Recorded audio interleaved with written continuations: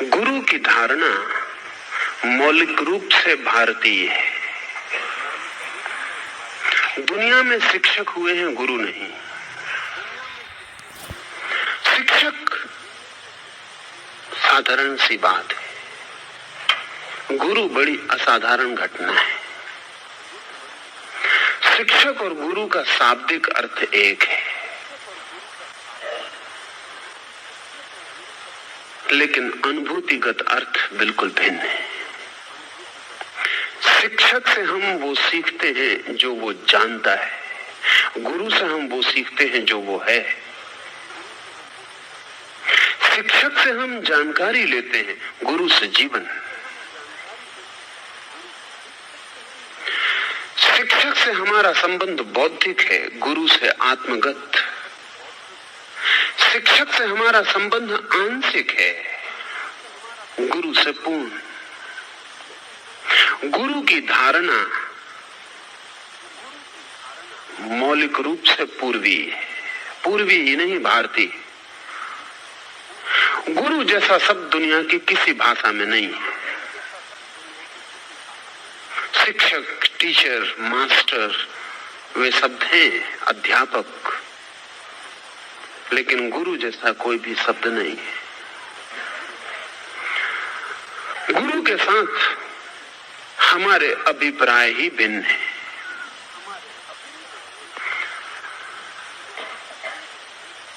पहली बात, शिक्षक से हमारा संबंध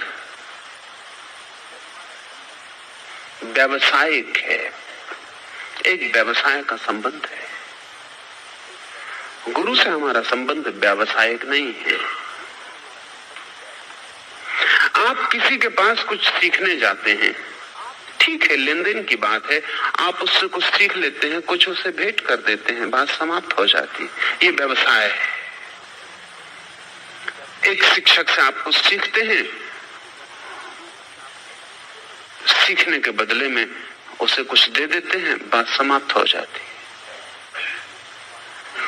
गुरु से जो हम सीखते हैं उसके बदले में कुछ भी नहीं दिया जा सकता,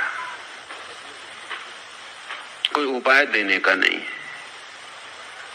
क्योंकि जो गुरु देता है उसका कोई मूल्य नहीं है। जो गुरु देता है उसे चुकाने का कोई उपाय नहीं है, उसे वापस करने का कोई उपाय नहीं, क्योंकि शिक्षक देता है सूचनाएं, जानकारियां, इंफॉर्मेशन।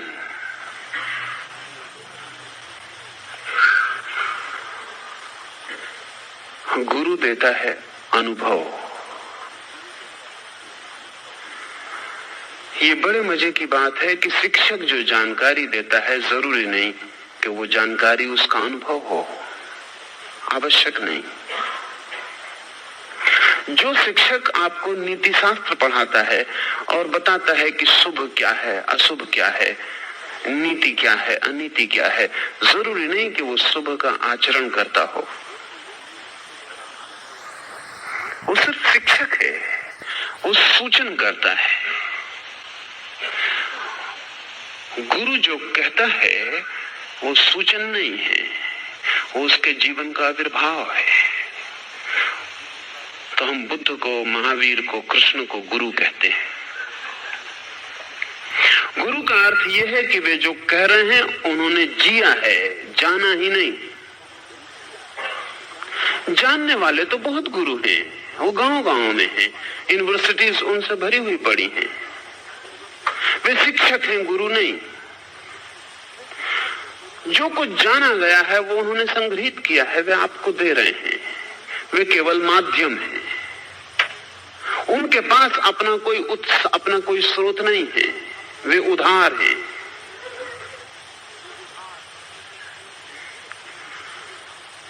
वे जो भी दे रहे हैं उन्होंने कहीं से पाया है, उन्हें किसी और ने दिया है।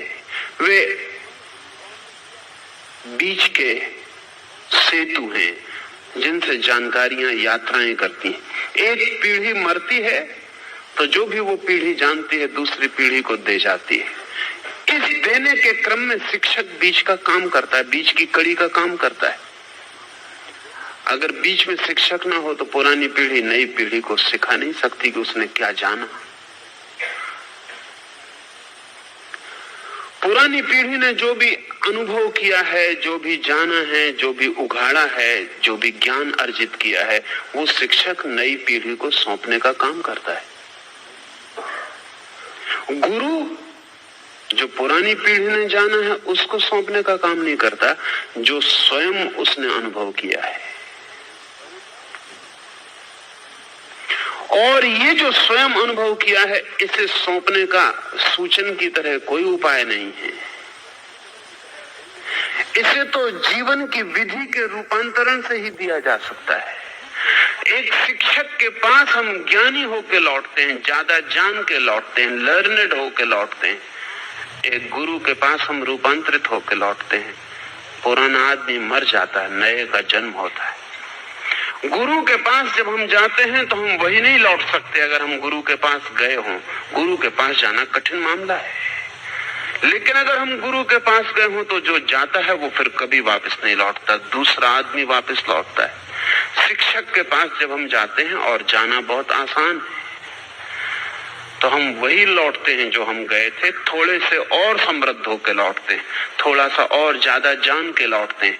हम जो थे उसी में शिक्षक जोड़ देता है, एडिशन।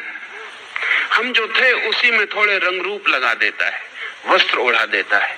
हम जो थे उसमें और शिक्षक के द्वारा जो हम निर्मित होते हैं, दोनों के बीच में कोई डिसकंटिन्यूटी, कोई गैप, कोई खाली जगह नहीं होती।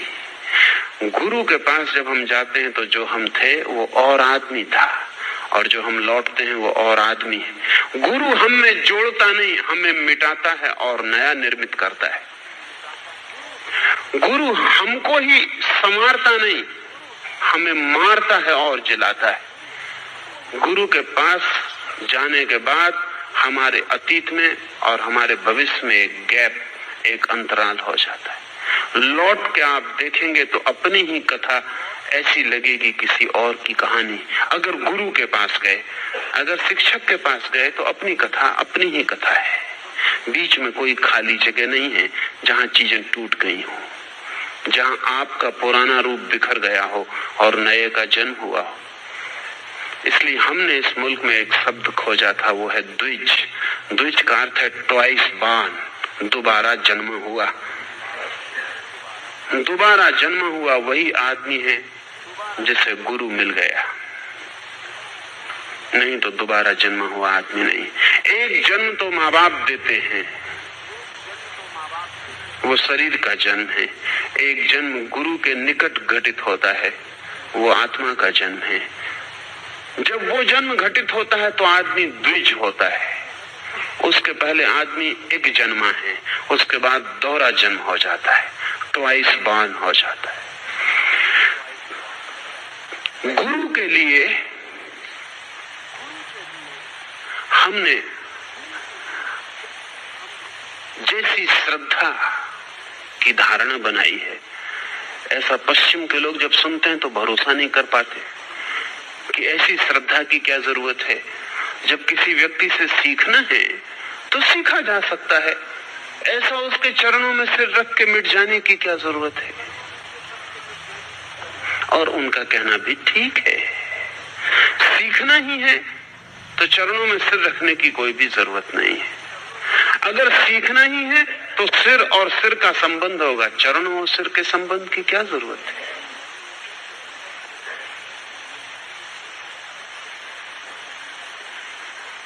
लेकिन हमारी गुरु की धारणा कुछ और है। ये सिर्फ सीखना नहीं है,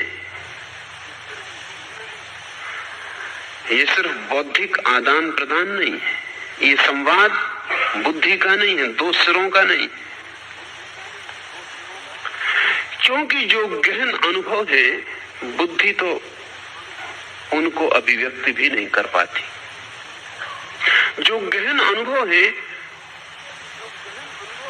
उनका संबंध तो हृदय से हो पाता है, बुद्धि से नहीं हो पाता। जो क्षुद्र बातें हैं वे कही जा सकती हैं शब्दों में, जो विराट से संबंधित हैं, गहन से, ऊंचाइयों से, अनंत गहराइयों से, वे कही नहीं जा सकती शब्दों में, लेकिन प्रेम में अभिव्यक्त की जा सकती हैं। तो गुरु और शिष्य के बीच जो संबंध है वो गहन प्रेम का है। शिक्षक और विद्यार्थी के बीच जो संबंध है वो लेन देन का है, व्यवसायिक है, बौद्धिक है। गुरु और शिष्य के बीच का जो संबंध है वो हार्दिक है। ध्यान रहे, जब बुद्धि लेती है, देती है, तो ये समतल पर घटित होता है।